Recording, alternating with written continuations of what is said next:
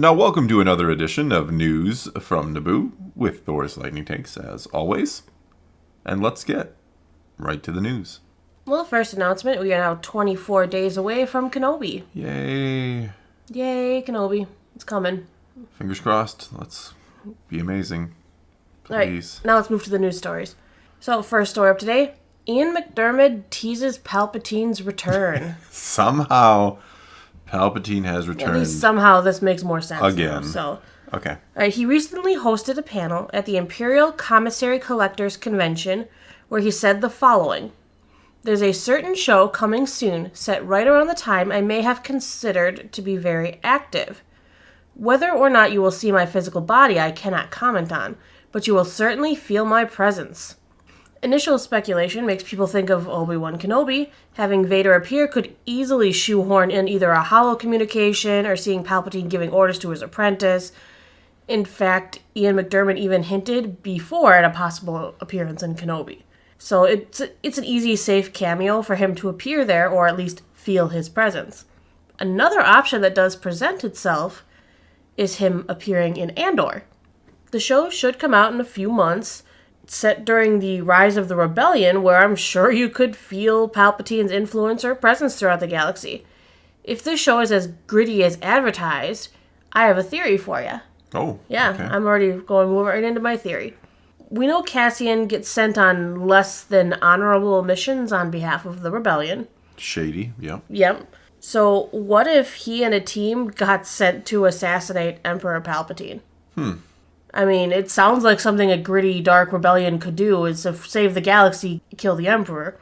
It sounds something more like the partisans in Saw Gerrera might be up to, but not impossible. I mean... Not impossible at all. I mean, we could then see possibly a holo recording of Palpatine's propaganda speech or something, as a briefing for the mission. We don't even have to actually see Palps then, we'd feel his presence throughout the galaxy and see the holo propaganda, whatever. Cassian's team would even possibly be up against Inquisitors or Vader himself. Oh, yeah, there we go. Yeah. Which could, losing his team or parts of his team to Vader or Inquisitors may help turn him into the hardened person we see at the beginning of Rogue One. It could. But this is my fun theory. What do you think? I don't think something like that is impossible. I mean, I wouldn't be shocked to see Palpatine in both shows. I mean... or at least feel his presence. Well, yeah, I hope Andor tries to kind of give us a wider glimpse of the galaxy at times, takes us and lets us see, you could see the propaganda, the Palpatine on, the quote-unquote billboard giving his speech, and I certainly think we could see things like that in that show. I mean, he even says it's just the voice, so you could... He says he's not going to tell you if you see his physical body or not. Well, yeah, but you'll feel his presence. Yeah. I mean, I think Andor makes sense just to feel the... Because, of course, you want, as much as possible, you want to give the, the oppression of the dark side on the show, right? The oppression of what the Galactic Empire is doing to the individual planets and systems. I could certainly see him in there. As for Kenobi, I think there's some interesting things to think about with Kenobi and Palpatine and all of that. If you look at Rebels, for example, there's one point where, Vader's like, Ahsoka can lead us to other rebels, and, Vader's like, and, maybe Kenobi, and Palpatine's like, if he lives. Palpatine seems to think there's a possibility that Kenobi is dead, or that he never reappeared. And we also have a line in A New Hope where, Grand Moff Tarkin, says, after Vader tells him he felt the presence of Kenobi, Tarkin is like, well, he's probably dead at this point, basically, My point is, if Vader encountered Kenobi 10 years prior, then they might both think there's a possibility he's still alive, especially if Vader didn't kill him. What if he left him for dead like he did to him on Mustafar? Well, he might have done that, but I'm just saying, like, there's a good chance, or I would assume there's a chance that if Vader does encounter Kenobi, almost certainly will in the show, that he doesn't tell the higher-ups, if you will, that he doesn't tell Palpatine or Tarkin about the experience. Not that he'd have to tell Tarkin, per se, but you think he would tell Palpatine. And yet when you look at Rebels, Palpatine's like, if he still lives, as That's if, true. well, it's been like 20 years, dude, he's probably dead at this point. That's very true. Emerged. I mean, it could just be Palpatine giving orders to Vader and or the Inquisitors to hunt the remaining Jedi, because we know there's supposedly another Jedi in this show. Yeah. So I mean, I think you're gonna see a Palpatine cameo in Kenobi, or a voice or something. You're gonna have some kind of alluded to, or of course you will. I mean, it could even be as simple as Palpatine, Kenobi is on that fancy neon planet and walks into a bar or something, and up on the holo is Palpatine giving a speech about all the good he's doing for the, his new the empire. propaganda. Yeah, I'm sure there's plenty of propaganda being, pumped into the galaxy by the Empire. So it could be something that simple. It could be a brief talk between Vader and Sidious or whatever it is.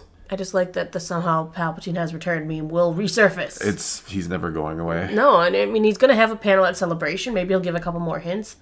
I don't remember exactly which day his panel was, but if it's after the first episodes of Kenobi premiered, he may talk about his... He may have already been in there. Been in there, and we could talk about it.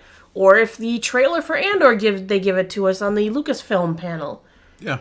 Then we could very well see him or feel his presence, and he could talk about it in his panel. Yeah, I mean, Palpatine could very well be in the first episode of Kenobi instructing Vader, take your Inquisitors, and that was not Palpatine, but, hunt down the remaining Jedi kind of deal. Mm-hmm. Certainly could. Or Andor opens with you seeing a speech of what looks to be like the young grandfatherly Palpatine talking all good about the galaxy. Yeah, I mean... something weird like that. And then you, cut back to see, a war-torn planet where the Empire is just decimating it. That's not a bad idea. And we see the Revenge of the Sith speech in Bad Batch too. So just a little reminder that hey, Palpatine's still out there. Yep. So certainly, I mean, I would be surprised if we don't get some Palpatine in either or both.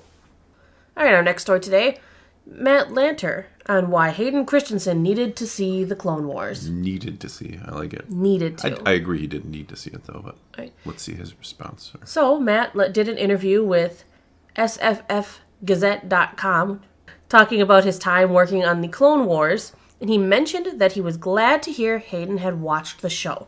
He explained that the 7 seasons of Clone Wars and Vader's appearances in Rebels add a nuance to the character in a way the films couldn't explore.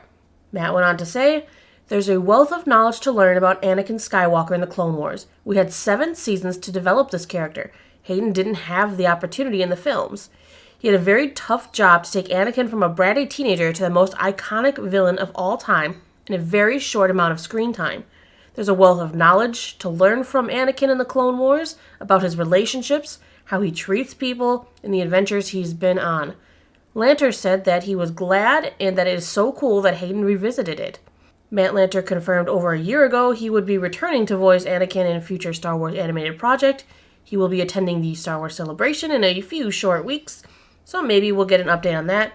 My money's on Tales of the Jedi having a short with Anakin in it. Yeah, that seems pretty likely. Pretty straightforward. Yeah. But I'm really happy to hear that, as well as, obviously Matt Lanter was, to hear that Hayden Christensen deep dived into his character to go, okay, well, a lot has happened with Anakin since he played him.